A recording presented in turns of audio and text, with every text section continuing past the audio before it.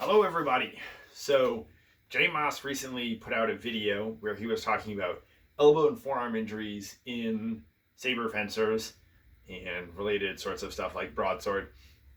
And it inspired me to produce a video I intend to go along with that. Jay's video talks about grip, technique, elements of how you go fast, and also talks about training with appropriate weight tools, which usually means lighter tools. It's a really good video. I'm going to put a link to it in the description for this video because I definitely think you should go watch that video.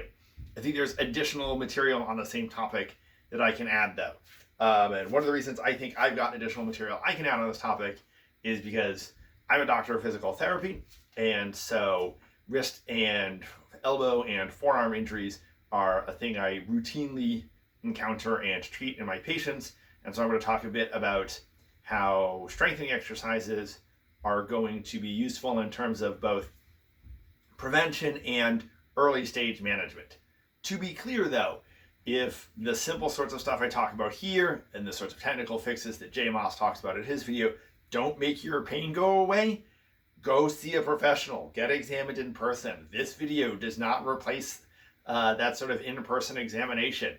I cannot diagnose and treat your problems over the internet. Anyone who claims they can is lying. So the most basic component is that when you're getting injuries in here that aren't adequately addressed with technical components, then what's probably missing then is the strength of the muscles in here. In particular, the muscles on top, which are the ones that make your hand do this, are the more likely to be insufficient muscles than the ones on the bottom that make your hand go like that. So your extensor muscles as opposed to your flexor muscles. So the most basic thing we can do is an exercise for strengthening our wrist extensor muscles.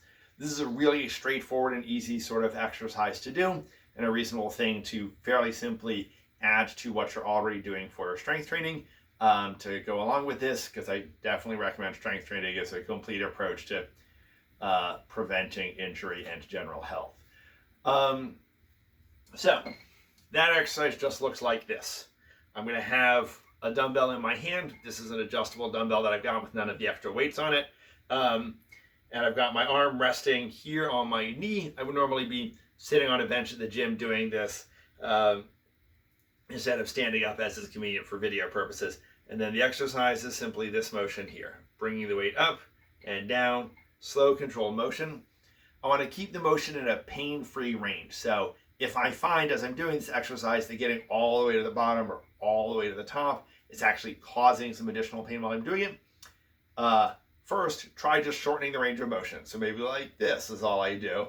Right? I'm going to show it from the side, so like that is all I do. Initially to see if that allows me to get over the extreme ranges of motion. Okay. If that isn't enough to sort of allow you to gradually work your way up to that full range of motion, then that's another indicator that potentially you need to see a professional for an in-person examination.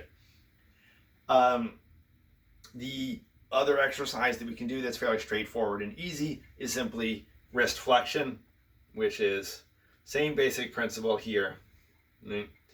The only real common error that I see with either of these two exercises is too much motion of the rest of your arm. So when doing this exercise, I encourage you to put your other hand on your forearm here as you do this, or down by the wrist, depending on where you're seeing this motion. Because some people sort of like pick up like that as they're doing this, that sort of thing. So keep your other hand here on your wrist or your forearm to keep the motion isolated to what we're working on, instead of moving other parts as well, in a way that means that we don't do the work we're specifically looking for here and instead end up doing other things. In terms of how much and how often and all that, this is fairly straightforward. These are small muscles, and so I only recommend doing 12 to 15 reps per set and 2 or 3 sets per day that you're doing exercises, 2 or 3 times per week. You never do strength training on the same muscles on consecutive days.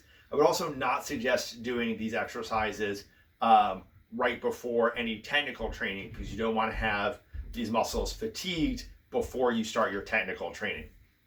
When I say 12 to 15 repetitions of the weight, what I mean is 12 to 15 repetitions is the most you can do without losing form or simply being unable to move the weight.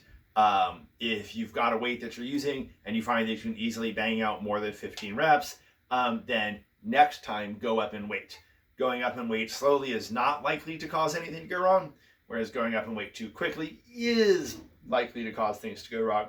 So go up in weight slowly. It's not going to hurt you. You just need to be patient is all. And, increment the weight up by small increments each time until you get to a point where you're limited to 12 to 15 reps. And when you reach a point where at that weight, you can do more than 15 reps, 17 or more reps, then you add another small increment to the weight. You're typically not going to be doing the same weight for extension as you are for flexion. As you can see, this is a smaller muscle group than this one is. And so it's natural to be able to do more with the flexion exercise than with the extension exercise.